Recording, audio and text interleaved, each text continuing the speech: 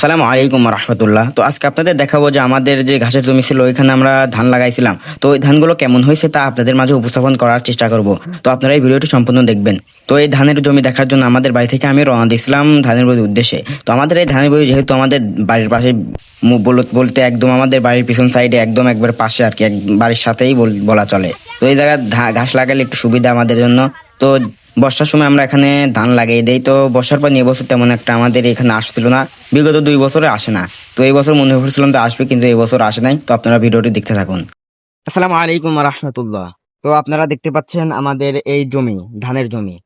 তো অন্যান্য আমাদের এই গ্রামের মানে অন্য যাদের জমি আছে তাদের কয়েকজনের হয়তো ধান কাটা শুরু হয়ে গেছে, আবার অনেকজন ধানগুলা মারাই করতেছে। তো আমাদের ইনশাআল্লাহ দিকে ধান দিয়ে দেখতে পাচ্ছেন আর এক সপ্তাহ গেলে ইনশাল্লাহ কাটা যাবে। তো এখনো কাঁচা কাঁচাই আছে আর কি। তো যাই হোক, আমাদের এই ধানগুলো হচ্ছে ধানি গোল্ড জাতের আর কি। এগুলো আমরা মানে এই বছরের প্রথম লাগাইছি আর কি। তো আপনারা দেখতে পাচ্ছেন এই জমিটা ছিল আমাদের ঘাসের জমি আর কি। ঘাস এবং নেপিয়ার দায়ক দুইটা এখানে লাগাইতাম।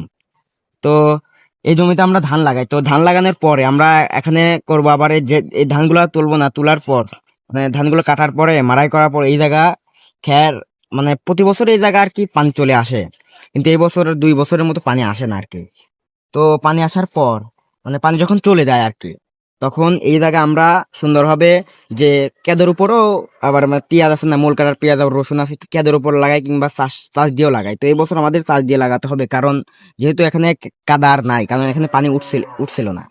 তো এই জন্য আমাদের চাষ দিয়ে লাগাতে হবে। তো এই ধান কাটার পর আমরা মোল কাটা লাগাবো। মোল কাটা লাগানোর পরে আমরা যে গরু আছে, গরুর জন্য আমরা এখানে নেফিয়ার হোক কিংবা এই ডেমা হোক বুনি দেবো। তো ডেমায় আমরা সচরাচর বুনি, কারণ আমরা যেহেতু আমাদের ওই ডেমাগুলো আমার 3-4টা কাটা দেওয়ার পরে আবার ধান লাগানোর সময় চলে আসে, মৌসুম চলে আসে। তো যাই হোক, আপনারা বলতে পারেন যে আমাদের এইখানে জমি কতটুকু আমরা এখানে ধান লাগাইছি আর কি। তো আমাদের এখানে এই পাশে আছে যতটুকু জমি দেখতেছেন, এই পাশে দেখা যায় এখানে আছে 3 পোয়া, আর ওই পাশে আছে হচ্ছে 1 পোয়া। তাহলে সর্বমোট 4 পোয়া। আমাদের এখানে 4 পোয়া 1 বিঘে মানে 33% 1 বিঘা হয়। তো আমাদের এই পাবনা জেলায় এখানে 33% 1 বিঘা।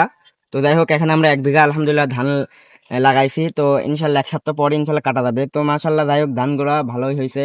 তো যাই হোক, আমাদের জন্য দোয়া করবেন, আল্লাহ তাআলা যেন আমাদের কৃষি এবং খামারে বারাকা দান করে। আসসালামু আলাইকুম ওয়া রাহমাতুল্লাহ।